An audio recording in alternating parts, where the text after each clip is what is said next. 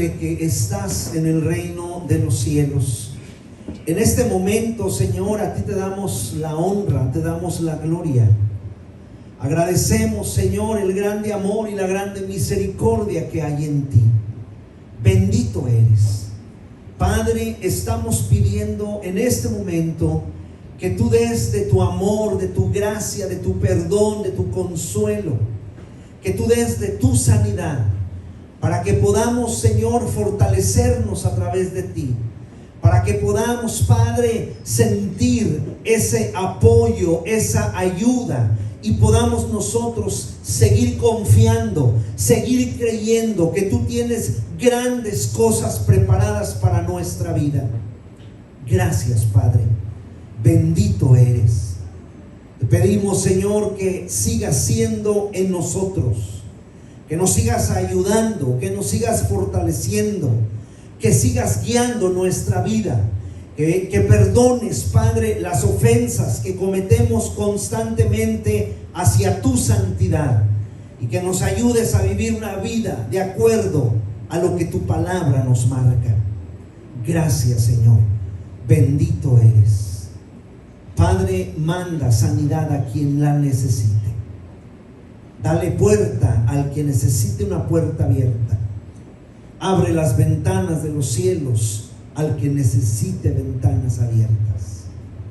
Señor, gracias, porque tú eres poderoso y te has manifestado a través de las grandes maravillas que tú has hecho en la vida de muchos. Señor, sigue obrando con poder. Gracias, Padre. Solo podemos decir gracias. Te honramos y te glorificamos. En Cristo Jesús te pedimos esto. Amén. Amén. Muy bien, hermanos, vamos a meditar y a estudiar la palabra de nuestro Señor, la palabra que nos ha dejado escrita, la palabra que el Espíritu Santo ha inspirado para que nosotros la tengamos, para que nosotros la llevemos al hecho, a la práctica, para que nosotros podamos vivir de acuerdo a la palabra que está escrita y que ya está establecida. Fíjese que nuestra vida cristiana tiene que ser una vida de victoria. Nuestra vida cristiana tiene que ser una vida de triunfos en nuestro Señor Jesucristo. Tiene que ser una vida de bendición en todos los aspectos. La vida de un hijo de Dios tiene que resaltar. La vida de un hijo de Dios tiene que hacerse ver, hacerse notar hacia las personas. Tiene que ser una vida de victoria. Mi vida cristiana tiene que ir en aumento, en crecimiento. Mi vida cristiana tiene que ser fortalecida en el poder de su fuerza. Mi vida cristiana tiene que marcar la diferencia en la casa, en la calle, en la comunidad donde vivimos, en todos los sentidos. Nuestra vida cristiana tiene que ser una verdadera vida que le honra, que le glorifica, que le exalta solamente a nuestro Dios. Pero mi vida cristiana tiene que saber que hay algo que es primero. Mi vida cristiana tiene que saber algo que es primero. Mi vida cristiana debe de aprender y debe de entender que hay prioridades. Ese es el nombre de esta plática. Lo primero, mis prioridades. ¿Cómo están enfocadas? ¿Qué es lo que yo estoy haciendo en mi vida espiritual? ¿Qué estoy haciendo en mi vida física? ¿Hacia dónde estoy yo llevando mis prioridades? Veamos lo que es primero, para que sabiendo lo que es primero, entonces podamos verdaderamente alcanzar esa victoria anhelada. Podamos alcanzar esa meta que nos hemos propuesto. Podamos llegar al final de nuestros tiempos, al final de nuestra vida, o poder llegar hasta la segunda venida de Cristo y decirle a nuestro Señor: aquí estamos, Padre. te honramos, te glorificamos, vivimos de acuerdo a como tu palabra lo marcaba, porque tuvimos prioridades. Haciendo lo que es primero, empezamos a recibir de Dios todas las bendiciones que Él tiene preparadas para nosotros. Debemos de tener prioridades en nuestra vida. Es necesario tener prioridades en nuestra vida. La palabra prioridad sencillamente es lo que una persona considera más importante en su vida. Eso es prioridad. Lo que una persona considera más importante en su vida. Vamos a ver dos personajes con una prioridad desorientada. Dos personajes que andaban desorientados en su prioridad. Primer personaje, Segunda de Crónicas, capítulo 16, versículos 12 y 13. Mire lo que la palabra dice de este personaje y cómo andaba desorientado en sus prioridades. Segunda de Crónicas, capítulo 16, versículos 12 y 13. Dice la palabra de Dios de la siguiente manera: en el año 39 de su reinado, escuche, Asa enfermó gravemente de los pies. Asa era un rey y este rey enfermó gravemente de los pies. Escuche lo que dice a continuación y cómo estaba desorientado en sus prioridades. Dice, y en su enfermedad, ¿qué hizo? No buscó a Jehová. ¿Hacia dónde se fue primero? Hacia los médicos. Ahora, no son malos los médicos. Gracias a Dios por ellos. O sea, no es malo el estudiar medicina o el ser médico. Gracias a Dios. Pero debemos de tener nuestras prioridades orientadas. ¿Hacia dónde estamos mirando?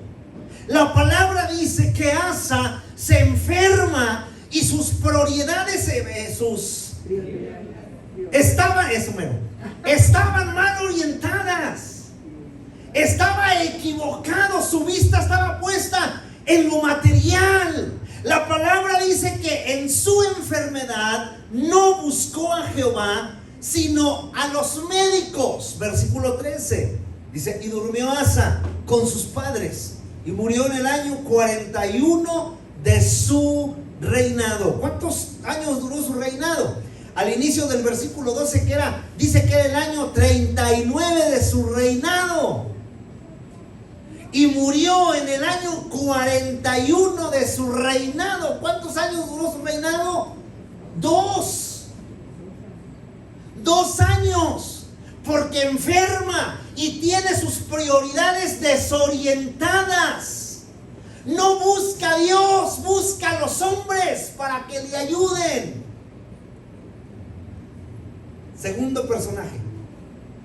Segunda de Reyes 1 del 1 al 4. Segunda de Reyes 1 del 1 al 4. Mire este personaje.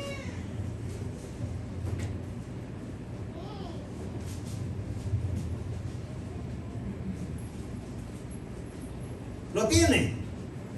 Escúchelo. Dice, después de la muerte de Acab, que era otro rey, se rebeló Moab contra Israel. Y Ocosías cayó por la ventana de una sala de la casa que tenía en Samaria. Y estando enfermo por el golpe que se dio de haberse caído por una ventana, escuche, envió mensajeros y les dijo, ¿qué les dijo? Dijo, id y consultad a Baal-Zebub, Dios de Ecrón, si he de sanar de esta mi enfermedad. Entonces el ángel de Jehová habló a Elías Tisbita diciendo: levántate y sube a encontrarte con los mensajeros del rey de Samaria y diles: no hay Dios en Israel, que vais a consultar a Baal-zebub, dios de Ecrón.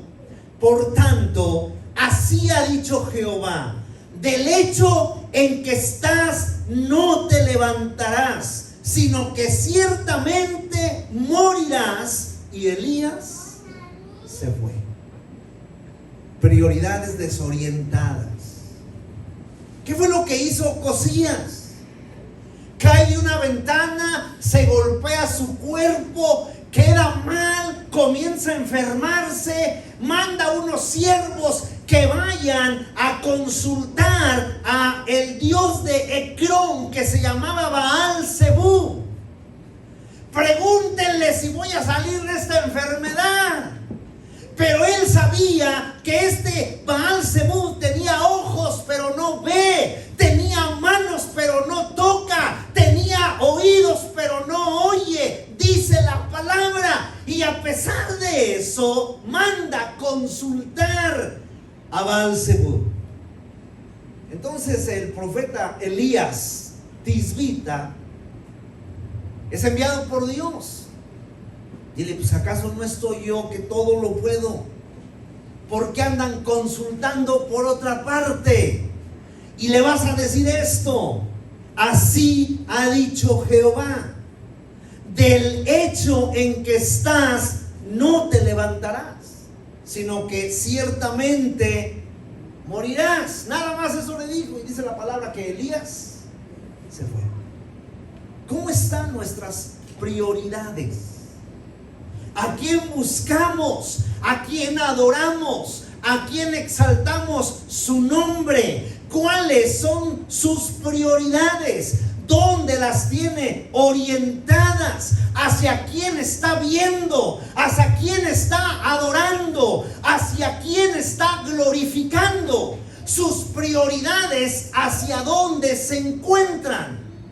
Vamos a ver, en este camino de las prioridades, ¿cuáles son mis prioridades? ¿Qué tengo que aprender para verdaderamente yo saber confiar en Dios? Para verdaderamente yo desde la mañana que me levanto depositar mi vida en las manos de Él, que todo lo puede, y permitir que Él haga las cosas por mí. ¿Cuáles son mis prioridades? Número 1, ¿qué debo de aprender? Primera de Juan 4:19. Primera de Juan 4:19. ¿Qué debo de aprender primero en este camino de mis prioridades? ¿Qué es lo que debo de aprender? Escuche, Primera de Juan 4:19. Dice la palabra de Dios: nosotros le amamos a Él. ¿Por qué? Nosotros le amamos a Él porque Él nos amó primero. En este caminar hacia mis prioridades, mi prioridad es entender que Él nos amó primero. Para poder entender que la prioridad de mi vida tiene que ser Él. Para poder entender que la prioridad de todo lo que yo tengo, de todo lo que yo soy, tiene que ser Él. Y la palabra de Dios aquí nos dice, Juan, nosotros le amamos a Él porque Él nos amó primero. Mi prioridad es entender que Él me amó primero. Lo primero que debemos entender en este caminar hacia las prioridades es que Dios se fijó primero en nosotros. Nosotros no nos fijamos en Él. Es más, conociéndolo y sabiendo quién es Él, se nos olvida y andamos haciendo cosas que no debemos hacer. Por eso debo entender que Dios me amó primero. Su amor hacia nuestra vida ha sido primero. no es un amor que ha nacido de nosotros. No es un amor que ha nacido de usted o de mí. Es un amor que ha nacido en Cristo. Y el amor que es nacido a través de Dios o a través de Cristo permanece para siempre. Primero nos amó y su amor es un amor eterno. Escuche Jeremías 31:3.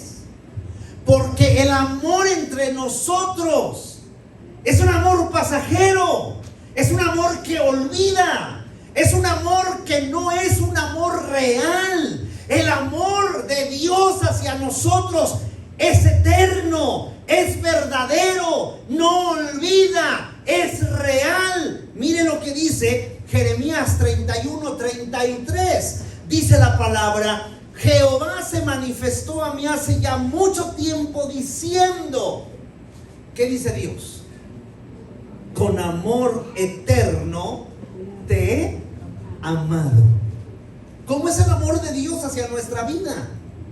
Es un amor eterno. Y no entendemos la eternidad, entendemos la palabra. Y la palabra eternidad sabemos que es por siempre, de acuerdo a su etimología. Pero no entendemos la palabra en el concepto de eternidad. Y la palabra nos dice: con amor eterno te he amado. A pesar de mi comportamiento, a pesar de mis pensamientos, a pesar de los lugares que frecuento, a pesar de las cosas que hago, con amor eterno te he amado. No entendemos lo que es la eternidad en el amor de Dios. Por tanto, dice la palabra: te prolongué mi compasión, mi misericordia. No es un amor de segunda, el amor de Dios. Es un amor perfecto. No es un amor de ahí se va, es un amor de excelencia. No es un amor mediocre. Es el mejor amor y es sobre nosotros. Es grande sobre nuestra vida. Esto es lo primero que debemos de entender. Es lo primero que debemos de saber. Y creo que la mayoría de los que estamos aquí lo sabemos. Sabemos que Cristo nos ama primero. Nos levantamos por la mañana con el amor de Cristo. Nos acostamos en la noche con el amor de Cristo y andamos durante todo el día con el amor de Cristo en nosotros. El amor de Cristo hacia nosotros es sin acepción. Él no se fija quiénes somos. Él no se fija lo que tenemos. Él no se fija lo que sabemos. Él nos ama nada más. No hay acepción en Él. Cuando entendemos que Dios nos amó primero, entonces en nosotros nace una convicción grande como prioridad. Cuando yo entiendo que Cristo me amó primero, nace en mí una prioridad muy grande como convicción. Y con toda convicción y seguridad podemos decir tres cosas. Primera, Romanos 8:35. Mire, Romanos 8:35. Con toda convicción y seguridad, en mi prioridad yo puedo decir esto: ¿quién me separará del amor de Cristo? Cuando tengo mis prioridades orientadas, en mí nace esta convicción y seguridad grande. Y yo puedo decir esta palabra: ¿quién va a separarme del amor de Cristo? ¿Quién nos puede separar del amor de nuestro Señor Jesucristo? Y luego Pablo menciona una lista de cosas que nos pueden separar. No más vamos a leer el 35 porque la lista abarca hasta el casi 39.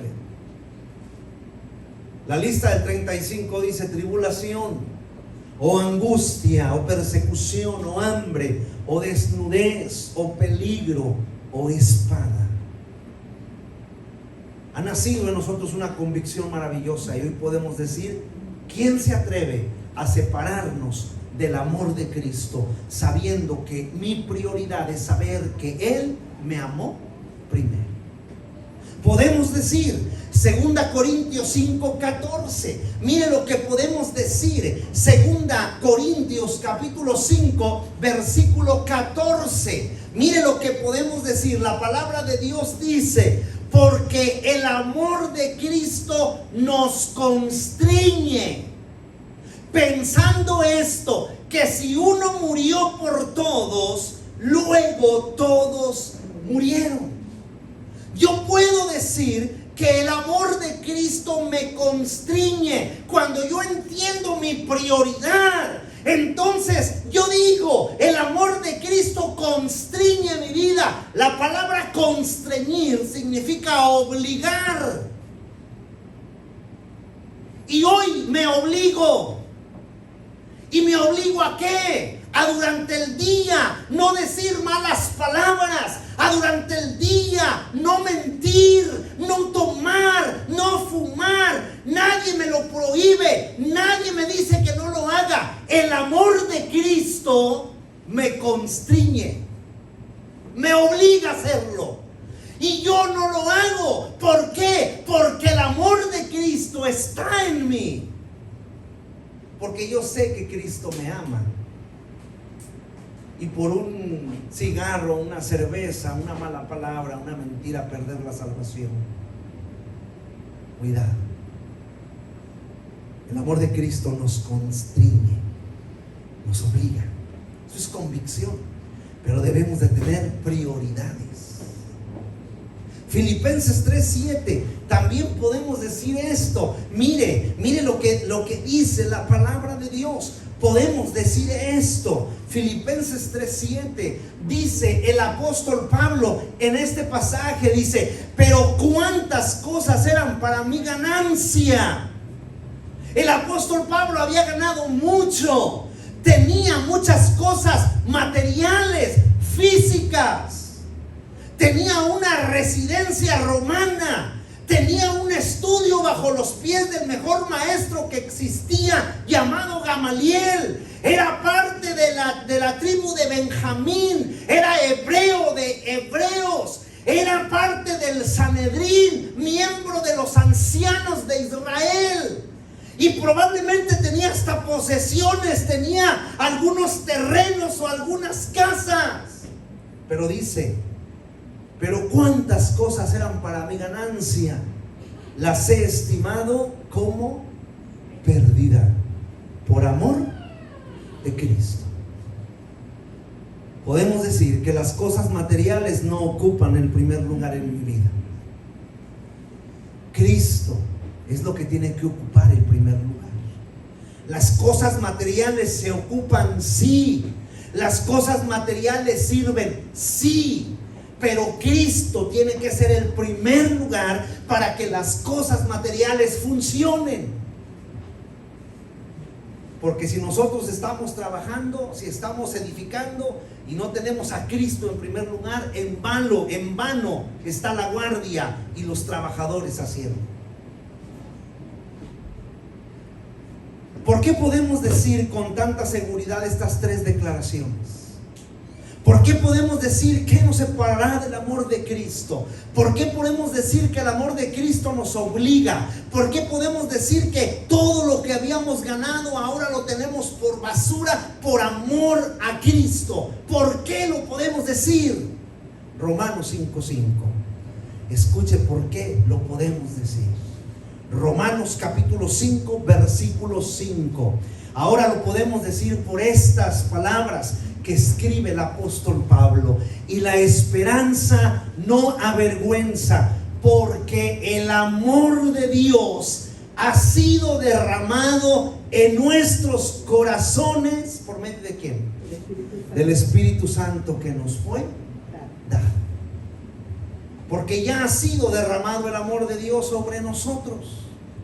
Por eso tenemos esa convicción grande. Por eso sabemos que el amor de Dios es primero en nuestra vida. Por eso debemos de orientar nuestra prioridad y saber que Él nos amó primero.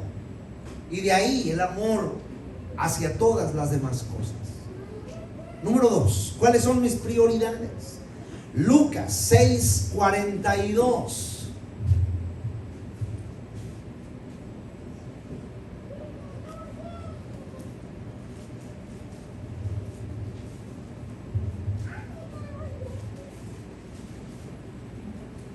¿Lo tiene? Lucas capítulo 6 versículo 42. Escuche lo que dice. ¿O cómo podéis decir a tu hermano, hermano, déjame sacar la paja que está en tu ojo, no mirando tú la viga que está en el ojo tuyo? Hipócrita, saca primero la viga de tu propio ojo y entonces verás bien para sacar la paja que está en el ojo de tu hermano. Escuche dónde se encuentra la prioridad para entenderla hacia el camino de esto. ¿Cómo podéis decir a tu hermano, hermano, déjame sacar la paja que está en tu ojo, no mirando tú la viga que está en el ojo tuyo? Y luego le dice Jesucristo, hipócrita. Dice, saca, ¿qué? Prioridad. Saca primero la viga de tu propio ojo. ¿Cuáles son mis prioridades? Mis prioridades es entender que debo de examinarme primero a mí mismo, en lugar de andar examinando a todos. Debo de tener un autoexamen yo primero. Cuando el amor de Dios ya lo entendemos como una prioridad de nuestra vida y lo practicamos como una prioridad, ahora nace una necesidad dentro de nosotros, una necesidad que se convierte en prioridad. Es un autoexamen, es primero sacar la viga de mi ojo, porque esa viga me está estorbando para ver mi propia vida. ¿Por qué tiene que ser una prioridad, un autoexamen en mi vida? Hay varias razones que la palabra del Señor nos dice el por qué es necesario tener como prioridad un autoexamen. Escucha 1 Corintios 3:18. Es la primera cosa importante que la palabra de Dios nos dice y nos enseña de tener prioridades en nuestra vida. 1 Corintios 3:18. Escuche, nadie se engañe a sí mismo. Si alguno entre vosotros se cree sabio en este siglo, hágase ignorante para que llegue a ser sabio, porque puede haber engaño de sí mismo. La primera razón de el por qué es necesario tener una prioridad en nuestra vida como un autoexamen es porque puede haber engaño de nosotros mismos. O sea, podemos engañarnos nosotros mismos, que nosotros sabemos, que nosotros podemos, que nosotros tenemos. Y entonces entra el complejo de superioridad sobre la vida de todos. Por eso es necesario quitarse la viga, para poder ver bien y verme a mí mismo. Romanos 12:3. Mire, esta otra cosa del por qué es necesario un autoexamen en mi vida para poder caminar hacia las prioridades de mi vida con Dios. Romanos 12:3. Mire lo que dice la palabra en este pasaje.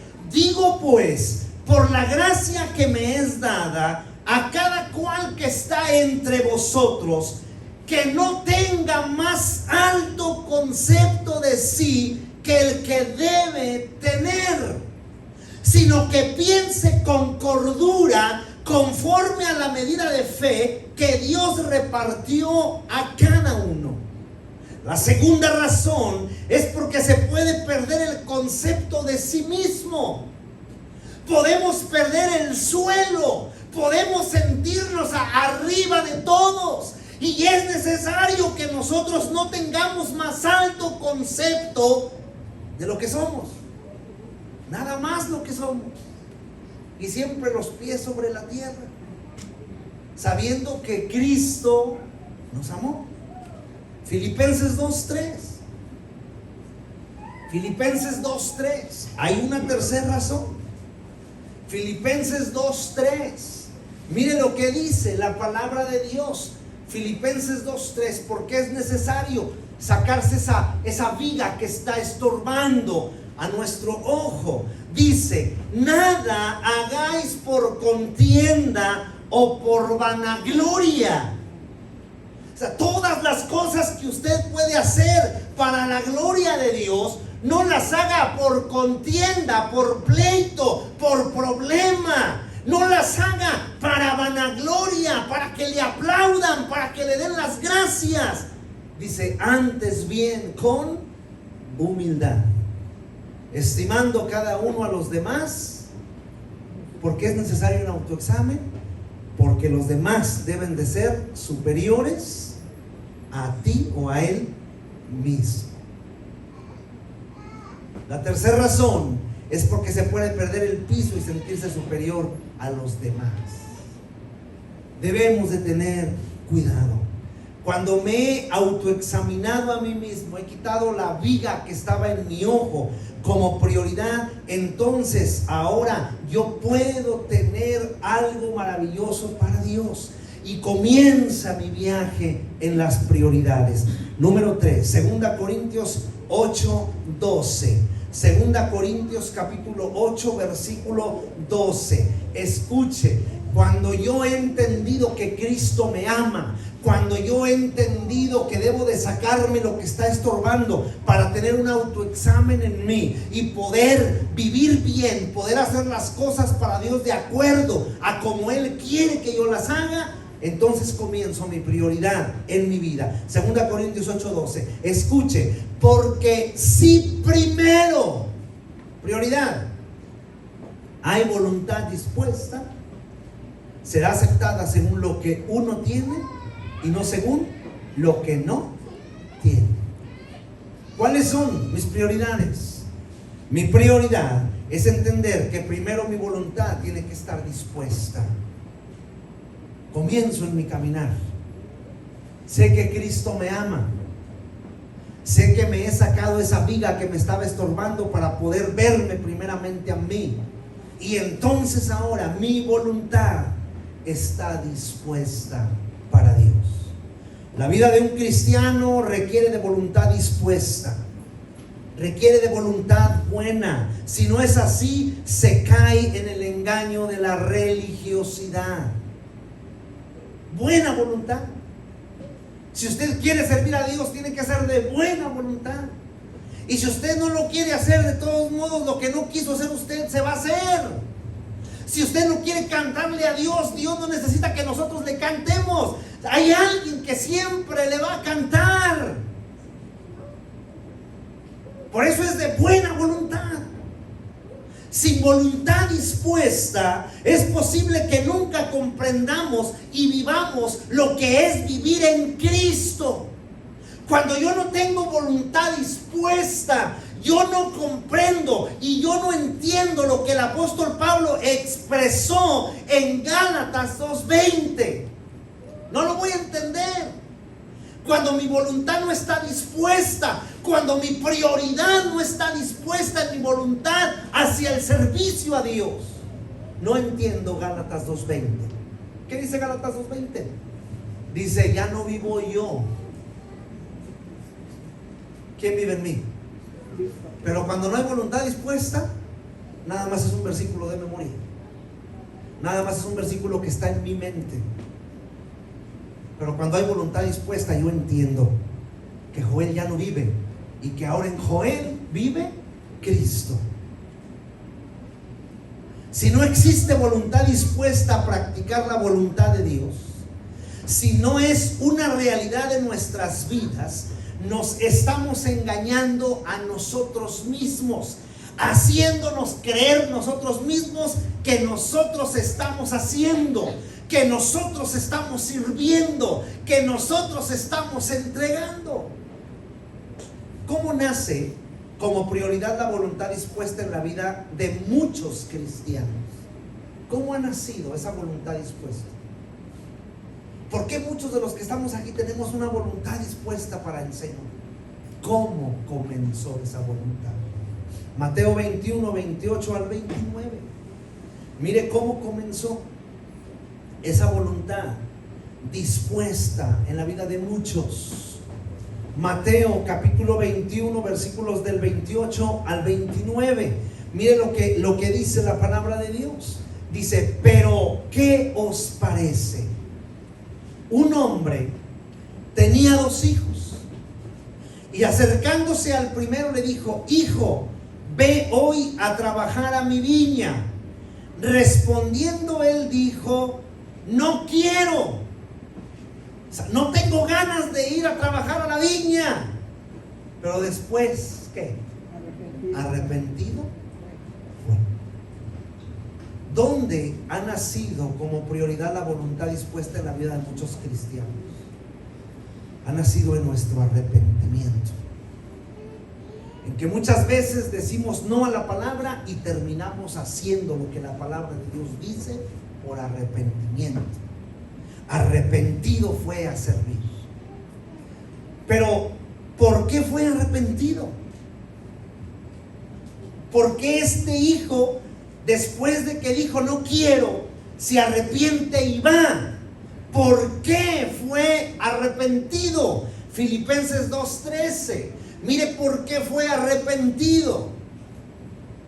Por esto. Filipenses 2:13.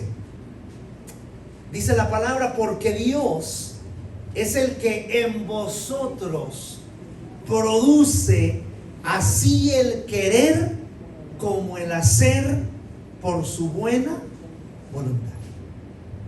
¿Por qué fue arrepentido?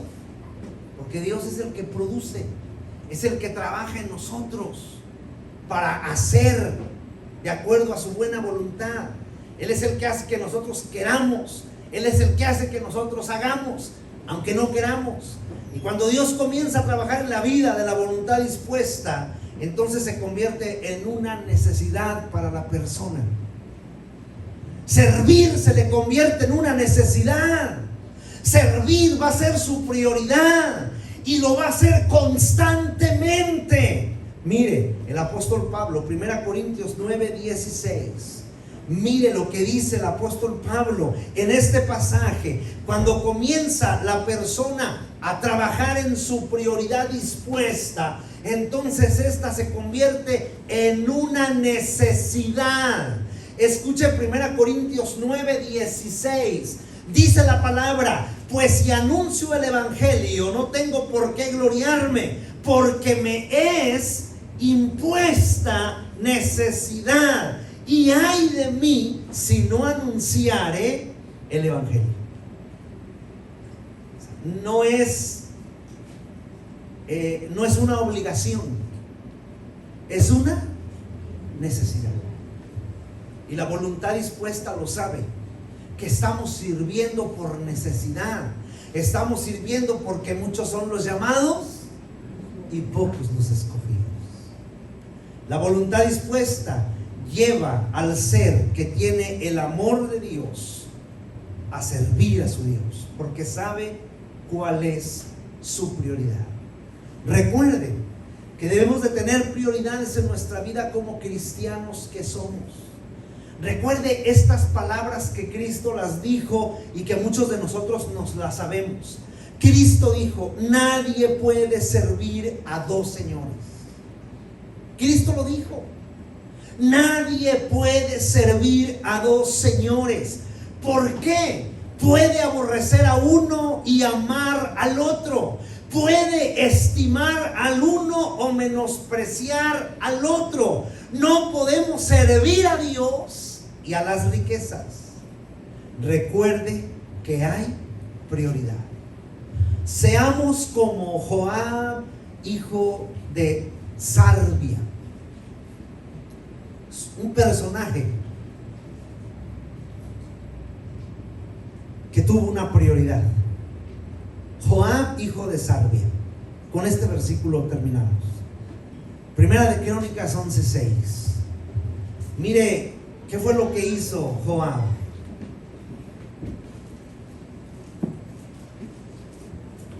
Así sea como él. Joab, hijo de Sarvia. ¿Lo tiene? Escuchen. Y David había dicho, escuchen lo que dijo David, el rey. Dijo: el que primero derrote a los jebuseos será cabeza y jefe. El que tenga una prioridad y deje lo que está haciendo para ir a derrotar a los jebuseos, ese será cabeza y jefe. Entonces Joab, hijo de Sarvia, subió el primero. Por consecuencia derrotó a los jebuseos. ¿Y qué pasó? Fue hecho jefe. Así seamos como él. Orientemos nuestras prioridades. Ahí están las bendiciones, suba primero y tómelas. Ahí está el poder, suba primero y tómelo. Ahí está el Espíritu Santo. Ahí está la vida, ahí está la riqueza, ahí está la palabra. Ahí está todo. Sea el primero. Oriente su prioridad. Que su prioridad esté orientada para que usted entonces le honre y le glorifique solamente a él. Oriente su prioridad. ¿Cómo andan nuestras prioridades en este día? ¿Hacia quién estamos mirando? ¿Hacia dónde estamos poniendo nuestra vista? ¿Por cuál camino estamos caminando?